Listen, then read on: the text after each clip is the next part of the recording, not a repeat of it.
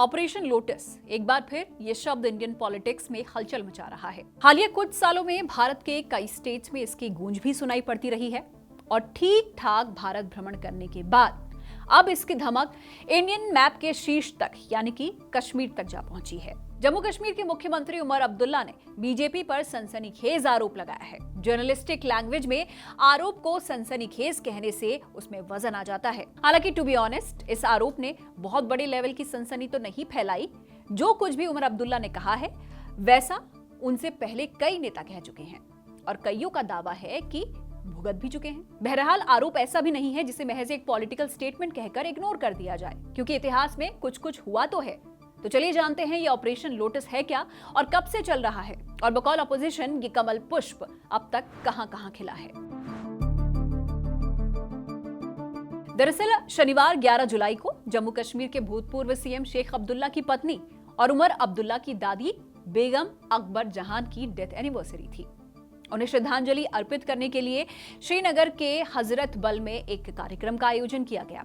उसमें उमर अब्दुल्ला ने भी शिरकत की और इसी प्रोग्राम में बात करते हुए उमर अब्दुल्ला ने बीजेपी पर सीधा अटैक कर दिया। उन्होंने कहा कि जम्मू कश्मीर में नेशनल कॉन्फ्रेंस की सरकार को अस्थिर करने और उसे गिराने के लिए बीजेपी पिछले दरवाजे से एंट्री करने की कोशिश कर रही है। वो यहाँ ऑपरेशन लोटस चलाने की कोशिश में जुटी हुई है। उमर अब्दुल्ला ने पुरजोर दावा किया कि उनके विधायकों को तोड़ने के लिए बड़े बड़े लालच दिए जा रहे हैं। कहा कि जम्मू रीजन से उनकी पार्टी के एक विधायक ने खुद उन्हें इस पूरे खेल के बारे में जानकारी दी है।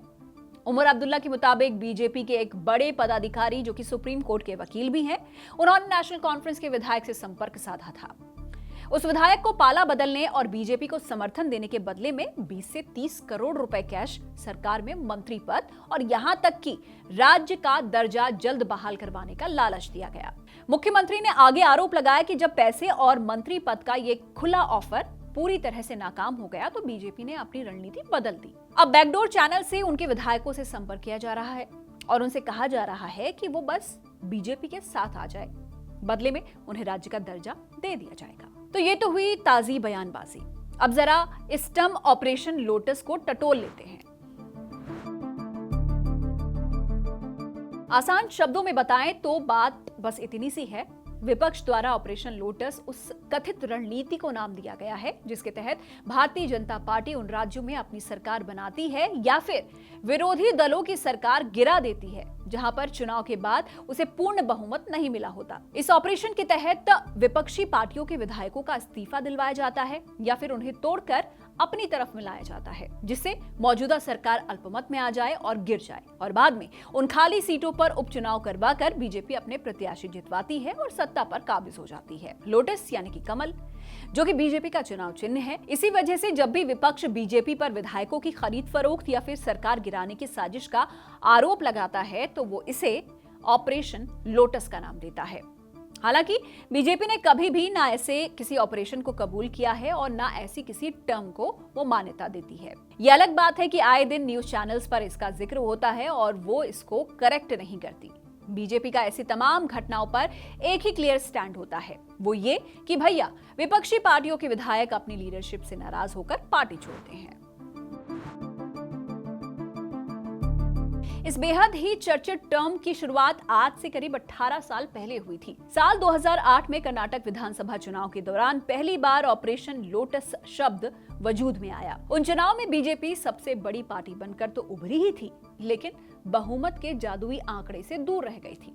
महज 3 सीटों से मेजॉरिटी के लिए चाहिए थी 113 सीटें और बीजेपी का रथ रुक गया 110 सीटों पर। तत्काल सरकार बनवाने के लिए 6 इंडिपेंडेंट विधायकों की मदद ली गई। उस वक्त बीएस येदियुरप्पा को मुख्यमंत्री पद की शपथ तो दिला दी गई, लेकिन सरकार को स्टेबिलिटी देने और पूर्ण बहुमत का जुगाड़ करने के लिए पर्दे के पीछे एक बड़ी स्ट्रैटेजी तैयार की गई। इस रणनीति के रणनीतिकार माने गए माइनिंग टाइकून जनार्दन रेड्डी। उन्होंने अपोजिशन के 7 विधायकों को साध कर उनसे विधानसभा की सदस्यता से इस्तीफा दिलवा दिया। अब इनमें 3 कांग्रेस के थे और 4 जेडीएस के। इन विधायकों को पैसा, पावर दोनों का लालच दिया गया। इन विधायकों के इस्तीफे से सदन की कुल संख्या कम हो गई और येदियुरप्पा सरकार ने आसानी से बहुमत साबित कर दिया। बाद में इस्तीफा देने वाले उन्हीं विधायकों को बीजेपी के टिकट पर उपचुनाव लड़ाया गया और वो जीत कर आए। कर्नाटक के स्थानीय मीडिया ने बीजेपी की इस पूरी सियासी जोड़ तोड़ की राजनीति को ऑपरेशन लोटस का नाम दे दिया था, जो आज पूरे देश की राजनीति का एक मुहावरा बन चुका है। साल 2014 के बाद से देश के कई राज्यों में विपक्षी दलों ने बीजेपी पर ऑपरेशन लोटस चलाने का आरोप लगाया। कई जगहों पर इसके जरिए रातों रात सरकारें बदली भी गई। आइए नजर डालते हैं उन प्रमुख राज्यों पर जहां पर यह खेल देखने को मिला, जो बकौल ऑपोजिशन ऑपरेशन लोटस है और बीजेपी के मुताबिक नेताओं का हृदय परिवर्तन। कर्नाटक में साल 2018 के चुनाव के बाद कांग्रेस और जेडीएस ने मिलकर कुमारस्वामी के नेतृत्व में सरकार बनाई थी, लेकिन साल 2019 में कांग्रेस और जेडीएस के 17 विधायकों ने अचानक बगावत कर दी और इस्तीफा दे दिया। ये सब हुआ कांग्रेस विधायक रमेश जरकीहोली की लीडरशिप में। वो अपनी मिनिस्ट्री छिन जाने से नाराज थे और ये नाराजगी उन्होंने बाकी के 16 विधायकों में भी इंजेक्ट कर दी। नतीजा हुआ कि ये तमाम विधायक बेंगलुरु छोड़कर मुंबई के एक होटल चले गए। कुमारस्वामी की सरकार गिर गई और बीएस येदियुरप्पा एक बार फिर मुख्यमंत्री बन गए। विपक्ष ने इसे ऑपरेशन लोटस 2.0 कहा था, क्योंकि ऑपरेशन लोटस 1 तो 10 साल पहले हो ही चुका था। साल 2018 में मध्य प्रदेश में कमलनाथ के नेतृत्व में कांग्रेस की सरकार बनी थी। 2 साल तक ठीक ठाक चली, फिर आया भूचाल। मार्च 2020 में कांग्रेस के बड़े नेता ज्योतिरादित्य सिंधिया ने पार्टी से बगावत कर दी। वो दिल्ली चले गए और उनके साथ चले गए उनके वफादार 22 कांग्रेस के विधायक। सबने इस्तीफा दे दिया।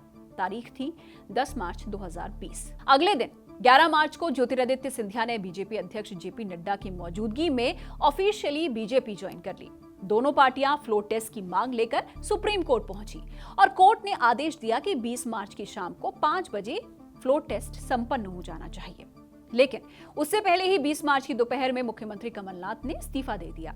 अगले दिन 22 बागी विधायकों ने भी बीजेपी ज्वाइन कर ली और 23 मार्च को शिवराज सिंह चौहान ने मुख्यमंत्री पद की शपथ ले ली। बीजेपी की सरकार वापस लौट आई। कमलनाथ गए, लेकिन कमल खिल गया। महाराष्ट्र की सियासत में तो इस ऑपरेशन के 2 बड़े फेज देखने को मिले। सबसे पहले साल 2022 में शिवसेना के बड़े नेता एकनाथ शिंदे ने उद्धव ठाकरे के खिलाफ बगावत कर दी। वो अपने साथ करीब 40 विधायकों को लेकर पहले सूरत और फिर गुवाहाटी चले गए। क्या ही रोचक घटनाक्रम था, किसी थ्रिलर फिल्म जैसा। बहरहाल उस फिल्म का क्लाइमेक्स ये रहा कि महाविकास अघाड़ी की सरकार गिर गई और शिंदे ने बीजेपी के साथ मिलकर सरकार बना ली। शिवसेना के 2 धड़े बन गए, सो अलग। इसके ठीक 1 साल बाद सेम पिक्चर महाराष्ट्र की एक और कद्देवर पार्टी के सिनेमा हॉल में देखने को मिली। 2023 में शरद पवार की राष्ट्रवादी कांग्रेस पार्टी में भी ऐसी ही बड़ी टूट हुई। इस बार कमान संभाली थी शरद पवार के भतीजे अजीत पवार ने। वो अपने कई विधायकों के साथ शिंदे बीजेपी सरकार में शामिल हो गए। इतना ही नहीं, डिप्टी सीएम तक बन गए। शिवसेना की तरह एनसीपी में भी 2 धड़े बन गए और बाद में कोर्ट ने असली एनसीपी अजीत पवार फैक्शन को ही माना। बकौल ऑपोजिशन इस ऑपरेशन की हालिया रणभूमि राजधानी दिल्ली रही। अभी कुछ महीनों पहले ही आम आदमी पार्टी के 7 सांसद अपनी पार्टी त्याग कर बीजेपी में चले गए। ये सब कभी आम आदमी पार्टी के पोस्टर बॉय रहे राघव चड्ढा की सदारत में हुआ। खूब हंगामा हुआ, लेकिन जो होना था वो हो चुका। अरविंद केजरीवाल ने फिर से दोहराया कि ये सब बीजेपी के ऑपरेशन लोटस का लेटेस्ट कारनामा है। इसके अलावा ममता बनर्जी की टीएमसी में हुआ नेताओं का मास एक्सोडस आप सबको याद ही होगा। बंगाल चुनाव में हार के बाद कई सारे नेता रातों रात भगवाधारी हो गए। इन राज्यों के अलावा गोवा, राजस्थान, मणिपुर, उत्तराखंड, झारखंड, अरुणाचल प्रदेश जैसे राज्यों में भी इस कथित ऑपरेशन का शोर गाहे बगाए सुनाई पड़ता रहा है। कई मुख्यमंत्रियों द्वारा समय समय पर आरोप भी लगाया जाता रहा है कि बीजेपी उनके विधायकों को खरीद कर ऑपरेशन लोटस के जरिए सरकार गिराना चाहती है। ऑपरेशन लोटस जैसी फैंसी टर्म वाली ये जोड़तोड़ का पैतरा लोकतंत्र के कितने हक में है और क्या इसे सेलिब्रेट किया जाना चाहिए, ये सवाल हम आपके हवाले करते हैं। कमेंट बॉक्स में हमें बताइए और देखते रहिए ज़िंदाबाद।